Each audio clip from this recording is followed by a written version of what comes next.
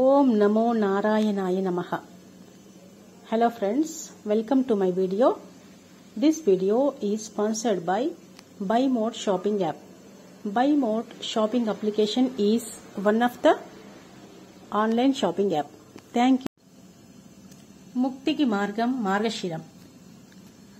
దైవారాధనకు ఉపవాస దీక్షలకు అత్యంత ప్రాముఖ్యం ఉన్న మాసాల్లో కార్తీకం తరువాత చెప్పుకోదగింది మార్గశిరమే.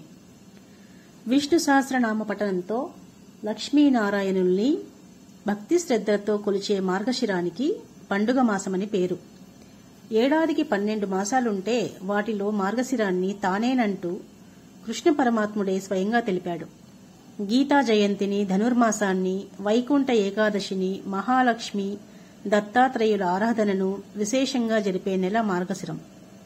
పౌర్ణమి తర్వాత నుంచి ధనుర్మాసం అంటారు. ఈ నెల రోజులు చేసే ప్రతి పూజను కృష్ణుడే స్వయంగా స్వీకరిస్తాడట. అందుకే ఎంతో మంది విష్ణు భక్తులు ఈ సమయంలోనే విష్ణు సహస్రనామ పఠనంతో పాటు ధనుర్మాస వ్రతాన్ని ఆచరించేందుకు సిద్ధమవుతారు. తిరుమలలోనూ ధనుర్మాసం సమయంలో సాక్షాత్తు భూదేవి అవతారమైన ఆండాళ్ రచించిన తిరుప్పావైని సుప్రభాతానికి బదులుగా స్వామికి వినిపిస్తారు. ఈ నెల రోజులు సహస్రనామార్చనలో తులసీ దళాలకు బదులుగా బిల్వపత్రాలతో స్వామిని పూజిస్తారు. అలాగే ధనుర్మాస వ్రతాన్ని ఆచరించేవారు రోజుకొక్కటి చొప్పున తిరుప్పావై పాశురాలను గానం చేస్తూ గోదాదేవి, రంగనాథస్వామి, శ్రీకృష్ణుడిని పూజిస్తారు. ఇంటి ముందు రంగవల్లికల్ని, గొబ్బెమ్మల్ని అలంకరించడం, నదీ స్నానాలు, పూజలు, జపాలను ఆచరించడం వల్ల కోరిన కోర్కెలు నెరవేరుతాయని ప్రతీతి. ఈ ధనుర్మాస వ్రతానికి సంబంధించిన అంశాలు బ్రహ్మాండ పురాణంలో, నారాయణ సంహితాల్లో కనిపిస్తాయి.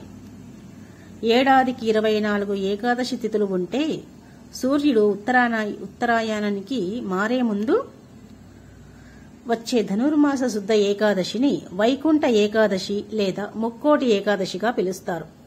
ఈ రోజున వైకుంఠ వాకిలు తెరుచుకుని ఉంటాయంటారు.